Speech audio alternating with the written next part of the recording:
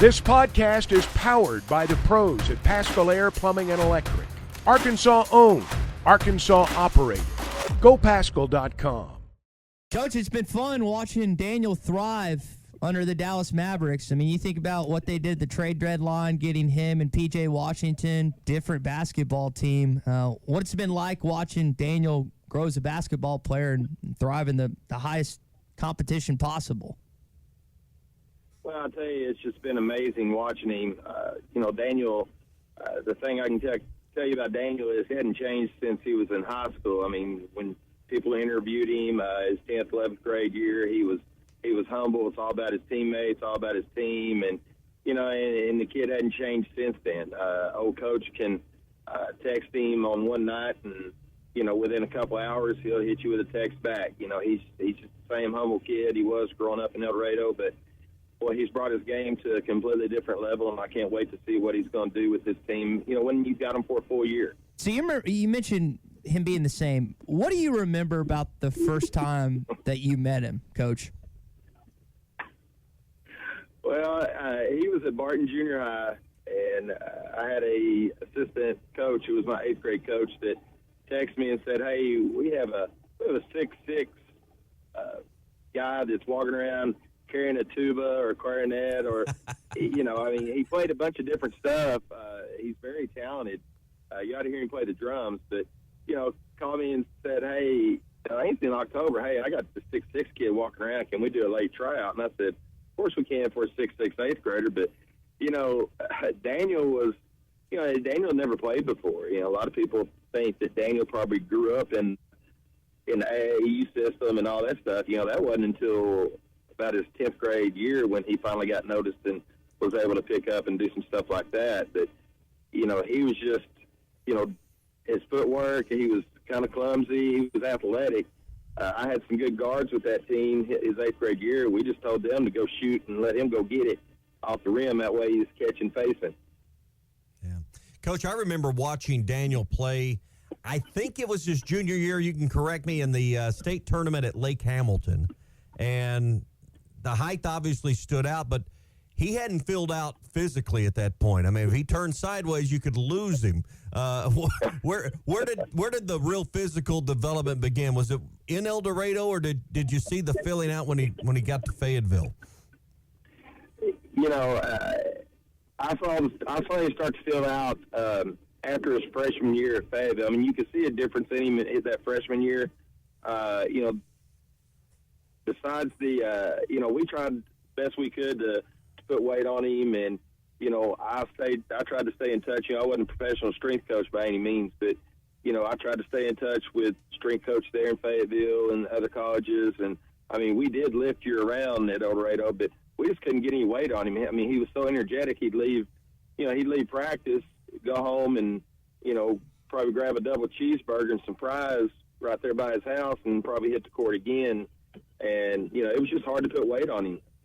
Yeah, I remember just watching him through his time with you, and then also at Arkansas. I always thought one of his greatest strengths as a big man was his ability in transition to move the floor as quick as a lot of the 3s and 4s a lot of times on the floor. Had he always had that ability to move? And because I think that's been one of his greatest assets as a pro, is his ability to get end to end. Yeah, and that's something that we were blessed at the time, not just to have Daniel, but we had a couple of really good guards that played with him. And if Daniel wanted the ball, he had to run, because they were going to go down and whip somebody one-on-one and go to the basket. And, we just tried to emphasize to him, hey, get rim to rim, Daniel. Just run rim to rim the whole time.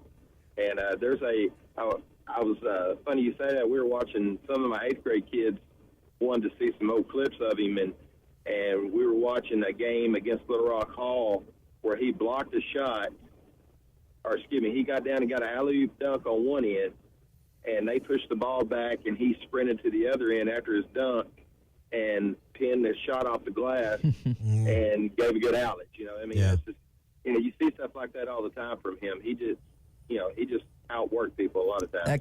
That reminds me of the Vanderbilt play in the SEC tournament where he swatted some dude's shot and then did like a windmill, basically. That sounds very similar from his high school and college. Yeah, it it was crazy.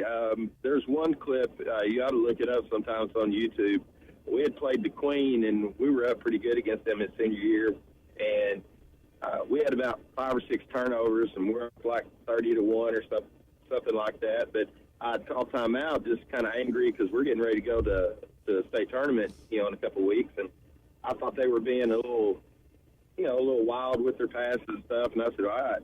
I said, next person that throws an alley-oop pass, you're bench. Well, he blocks a shot, gets out on the floor, and one of my guards threw him an alley-oop bounce pass off the floor. He bounced it off the floor. It was an awful pass, but it looked like Daniel reached all the way back to his apartment complex at Hagen Hill and dunked that thing. And it was on the highlights, for a long time. But, yeah, I mean, he just multiple times during his career, he'd get SWAT and run the floor. He did the same thing in 9th grade. Yeah. For you personally to watch that, I know the finals didn't turn out maybe the way a lot of us wanted, but to watch his career, what's that meant to you personally to know you had a part in it, in his development and just watching someone that you've coached reach the highest heights of professional basketball? To be honest with you, I'm still getting used to it. I can remember, his freshman year when, after his freshman year, we were at team camp in Fayetteville, and he asked for a ride. He asked me to ride the bus with us back home.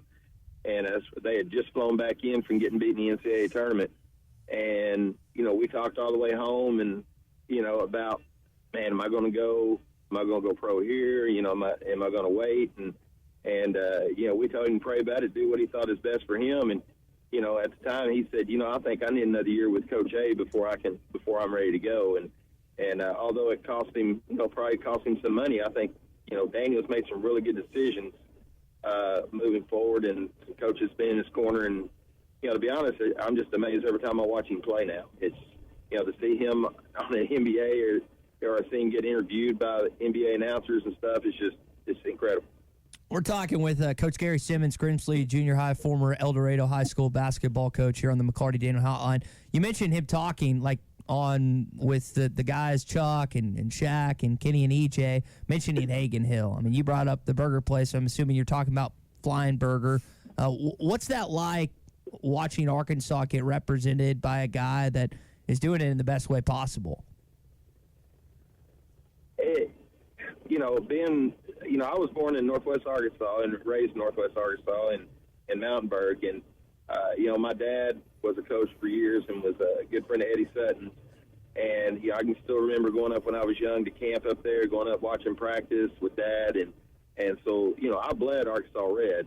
And, it's just, it's an amazing feeling to see, any Razorback go to the pro and do well. I date back to watching Sidney Moncrief win Defensive Player of the Year. So, until Daniel came around, he was my favorite Razorback, So it's just, being from Arkansas, there's not, in the way everybody else is representing Arkansas, not just the university, but, you've got some guys coming through that, we played against a couple of those guys from North Little Rock when I was at El Dorado, and just seeing all those guys, I kind of stopped keeping up with the NBA after Jordan and after Kobe, and then when those guys start getting in, you can't help but get on ESPN and look and see how they're doing. So I'm very proud of these guys being from Arkansas and having that Arkansas heritage. You mentioned being from Northwest Arkansas. You're also coaching in Northwest Arkansas. Coach, tell us about the growth that has helped basketball, high school and junior high ranks in NWA.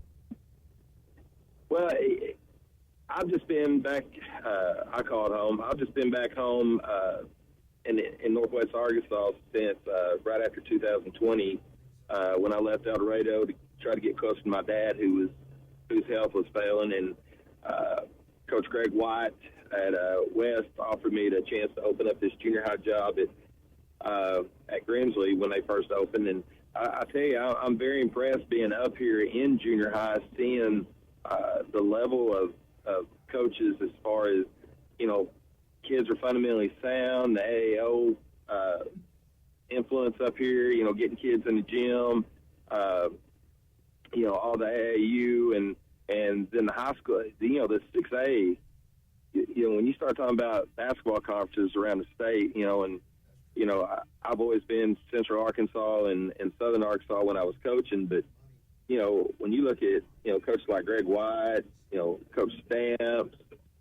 Coach Owen at Heritage has, been doing it for a long time. These guys do it right, and, the level of play is just going to keep getting better. BetOnline is your #1 source for all your betting needs. Get the latest odds, lines, and matchup reports for baseball, boxing, golf, and more. BetOnline continues to be the fastest and easiest way to place your wagers, including live betting and your favorite casino and card games available to play right from your phone. Head to the website or use your mobile device to sign up today and get in on the action. Remember to use our promo code BELIEVE, that's BLEAV, for your 50% welcome bonus on your first deposit. Bet online, where the game starts.